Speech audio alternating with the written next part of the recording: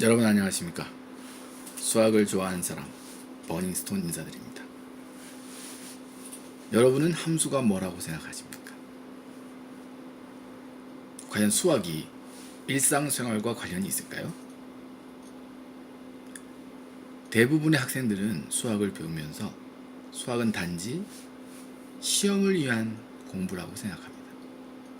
수학을 일상생활에 적용한다는 것이 현실적으로 가능할까? 이런 의문을 갖습니다.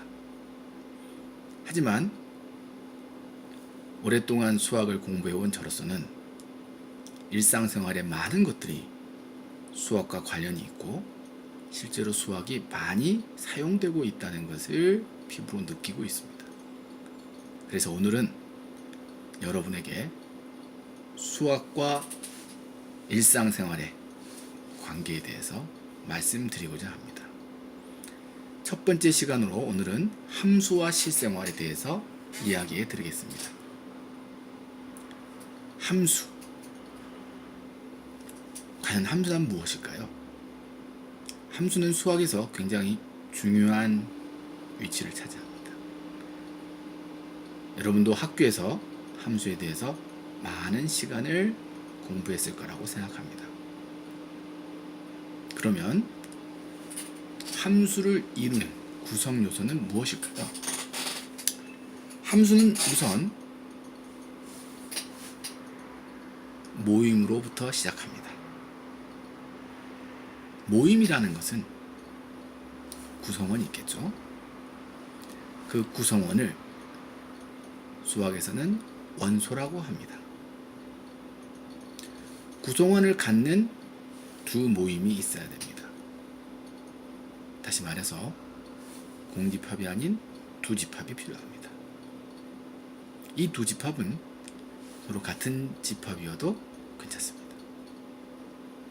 이 두 집합 중에서 선택권을 갖는 집합과 피선택권을 받는 집합, 즉 선택하는 집합과 선택받는 집합으로 구분이 됩니다. 수학에서는 선택하는 집합, 즉 선택권이 있는 집합을 함수의 정의역이라고 합니다. 선택받는 집합, 즉 피선택권이 있는 집합을 공역이라고 합니다. 정의역에 선택권이 있는 원소들이 공역의 피선택권이 있는 원소들을 선택하는 관계. 단, 반드시 하나만 선택해야 됩니다. 이런 관계를 함수라고 하는 것입니다. 그렇다면 일상생활에서 과연 이런 함수를 적용하는 예들이 있을까요? 제가 몇 가지 예를 들어보고자 합니다. 우선은 여러분들 등하교 시간 아니면 출퇴근 시간에 버스를 타보셨을 겁니다. 자, 여러분 다 같이 버스 타러 가볼까요? 자, 우리 손잡고 버스를 타러 가봅시다. 버스 정거장에서 버스를 기다립니다. 자, 버스가 왔네요. 친구가 먼저 탔습니다. 그리고 옆에 있는 할머니도 탑니다. 다음 버스가 왔네요. 옆에 있는 아저씨가 탑니다. 다시 또 아주머니도 탑니다. 다음 버스가 또 왔네요. 자, 이번에는 우리가 탈 차례입니다.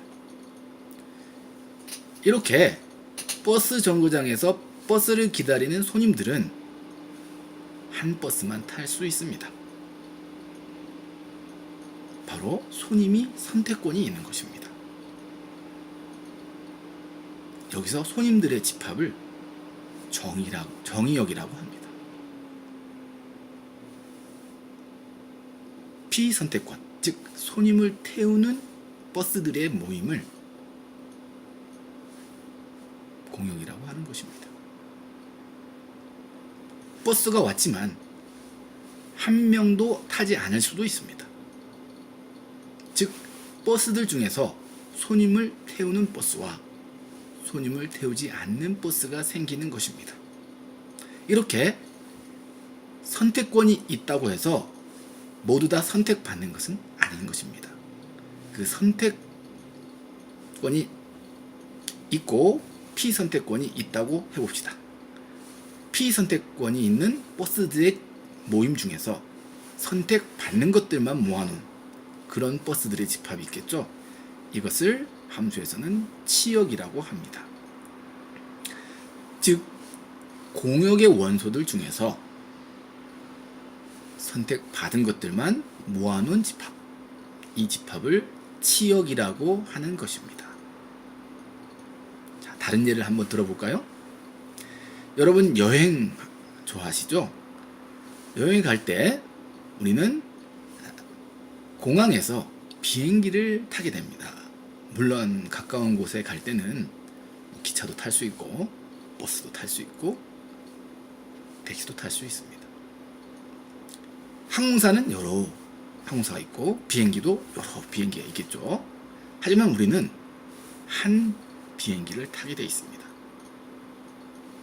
여러분이 선택권이 있는 것이고 비행기가 피선택권이 있는 것이죠. 여러분이 여행 갈 때 비행기를 타는 것이 또한 함수가 되는 것입니다. 또 다른 예를 들어보도록 하겠습니다.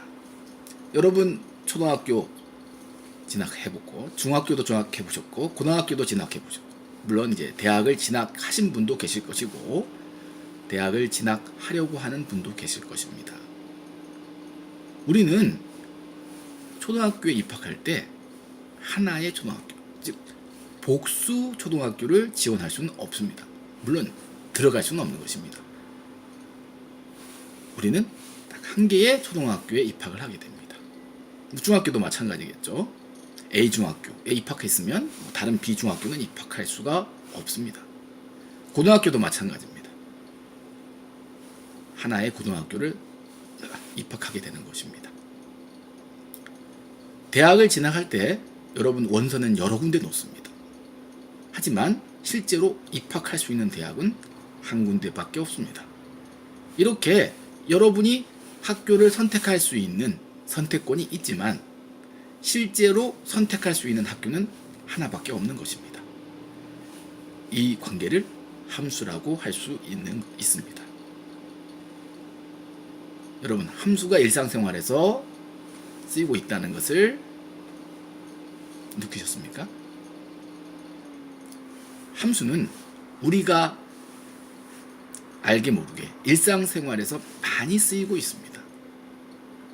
이 외에도 전등을 끄고 켤 때 온, 오프 이 스위치를 누를 때 불이 들어오고 불이 꺼지는 관계, 자판기에서 음료를 선택하고 뽑아 마시는 그런 관계, 이런 것들이 모두 함수라고 할 수 있습니다. 수학을 좋아하는 저로서는 여러분들이 또한 수학을 좋아하게 되시기를 소망합니다. 여러분, 오늘 걷지 않는다면 내일은 뛰어야 합니다. 오늘 힘들더라도 조금씩 걸어가는 그런 사람이 되기를 기원합니다. 다음에 뵙겠습니다. 수학을 좋아하는 사람 버닝스톤이었습니다. 감사합니다.